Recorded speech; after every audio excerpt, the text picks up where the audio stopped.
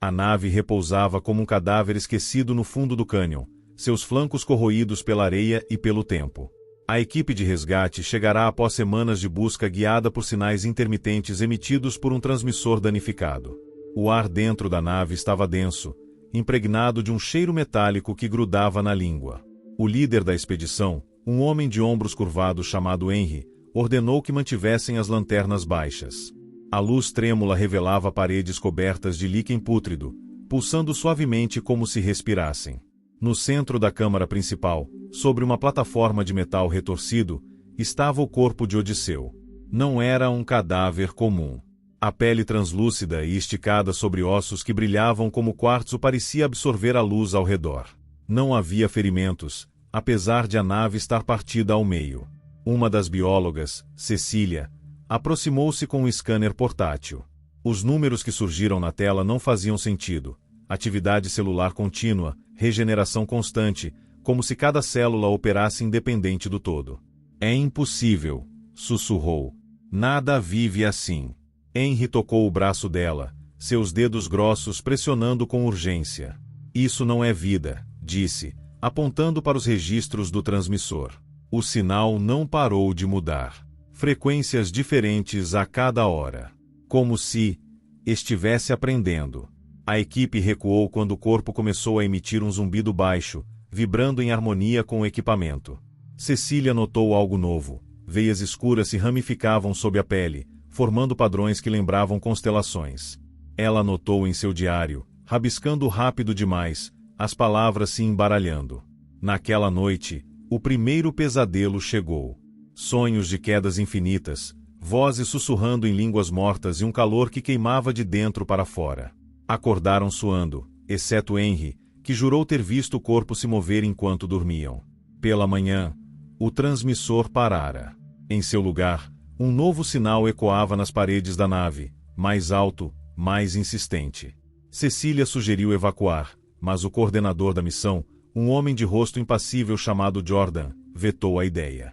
Temos ordens, disse secamente. Isso não é um corpo. É um artefato. Enquanto debatiam, o líquen nas paredes começou a crescer mais rápido, envolvendo os suportes da nave em camadas grossas e úmidas. Um dos técnicos, porém, cortou um pedaço para análise. Minutos depois, sua mão inchou, dedos retorcendo em ângulos impossíveis. Ele gritou por horas até que sua voz sumiu, deixando apenas um silêncio pesado. O corpo perceberam, então, não estava sozinho. Fragmentos de outras criaturas surgiam nos cantos escuros, formas humanoides desfiguradas, peles fundidas com partes da nave. Cecília encontrou um diário antigo no console principal, páginas manchadas com líquido negro. As anotações falavam de um experimento para transcender a mortalidade, fundir biologia e máquina. A última entrada dizia: eles não entendem. Não é sobre viver para sempre. É sobre existir além da forma. Naquela noite, o corpo desapareceu. Não havia marcas de arrasto, apenas uma umidade viscosa no chão, levando até a saída da nave. Henry ordenou que o seguissem, mas Jordan recusou, argumentando que era uma armadilha. Quando a equipe se dividiu, os sons começaram. Passos ecoando em sincronia com os batimentos cardíacos, vozes familiares chamando por nomes que não eram os seus. Cecília viu sua mãe, morta há anos, no corredor, sorrindo com dentes feitos de fios elétricos. Porém, agora com uma mão de metal derretido, riu e disse que a transformação era belíssima. Henry encontrou o corpo novamente, desta vez de pé, encostado em uma rocha. Seus olhos, antes fechados, agora brilhavam com uma luz interna, pupilas alongadas como as de um réptil. Vocês não deveriam ter vindo, disse a voz, uma mistura de estática e sussurros. A nave é uma semente. E vocês a regaram com medo. Jordan, sozinho na câmara principal, ativou os motores remanescentes. A nave gemeu, paredes contraindo-se como músculos. O líquen envolveu seu corpo, fundindo carne e metal, enquanto ele gritava ordens para ninguém. Cecília correu, mas o cânion já estava mudando, as paredes se fechando em espirais orgânicas. O corpo a seguiu, passo a passo, enquanto ela carregava o diário contra o peito. Não há escapatória, disse a figura, estendendo uma mão que se desmanchava em fumaça prateada. A imortalidade exige um hospedeiro. Henry encontrou, porém, no núcleo da nave, agora uma massa pulsante de tecido e circuitos.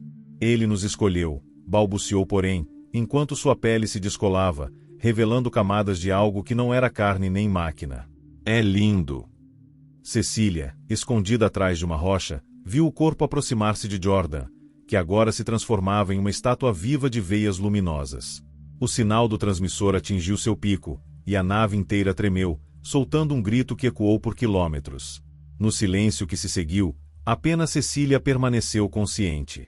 O corpo a observava imóvel, enquanto a nave se reconstruía ao redor deles, paredes fechando-se como feridas cicatrizando.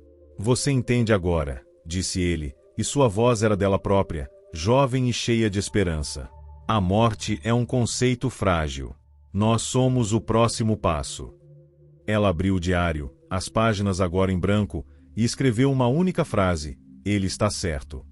Cecília sentou-se no chão, o diário aberto sobre as pernas, mas não havia mais palavras. O corpo permanecia em silêncio, observando-a com uma calma que parecia antiga, como se tivesse passado milênios esperando por esse momento. A nave respirava ao redor deles, um som baixo e constante, como o coração de algo muito velho e muito vivo. Ela tentou levantar-se, mas suas pernas tremiam. O ar estava pesado, carregado de uma energia que a fazia sentir-se pequena, quase insignificante diante daquela realidade. Odiava a ideia de ter razão. Odiava a forma como tudo fazia sentido agora, como se aquilo fosse uma conclusão inevitável, uma verdade que ela sempre soube, mas nunca quis aceitar. O corpo estendeu uma mão, e Cecília não recuou. Sua pele brilhava suavemente, como se estivesse feita de luz coagulada.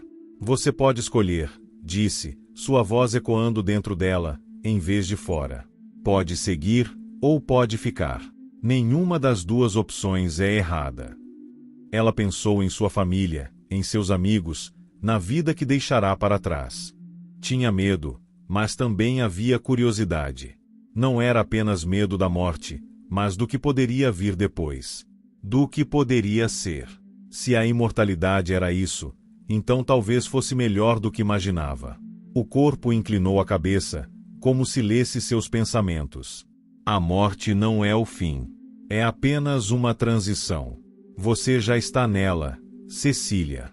Apenas não percebeu ainda. Ela olhou para o diário, agora em branco, e escreveu: ele está certo. Desta vez, não foi com medo.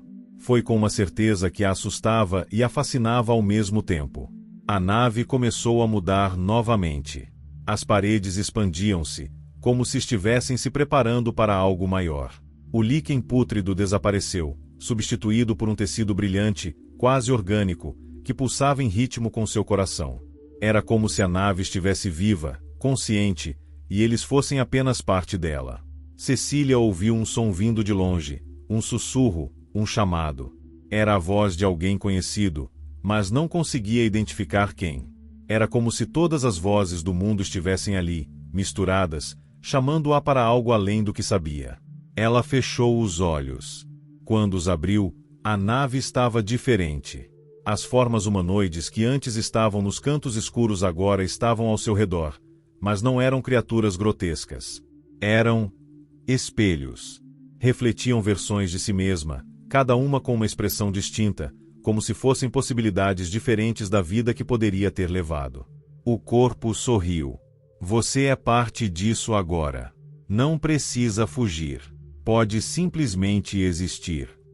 Cecília sentiu algo dentro dela se abrir. Não era dor, nem medo. Era algo novo, algo que nunca experimentara antes. Era liberdade. Era compreensão. Era o começo de algo maior. Ela estendeu a mão, e o corpo respondeu. Suas mãos se encontraram, e por um instante, sentiu tudo, o tempo, o espaço, a própria existência. Foi como mergulhar em um mar infinito, onde não havia limites, só possibilidades. O corpo falou novamente, mas agora suas palavras não eram mais uma voz. Eram pensamentos, sentimentos, memórias. Você entendeu. Agora você é parte da semente. E a semente crescerá.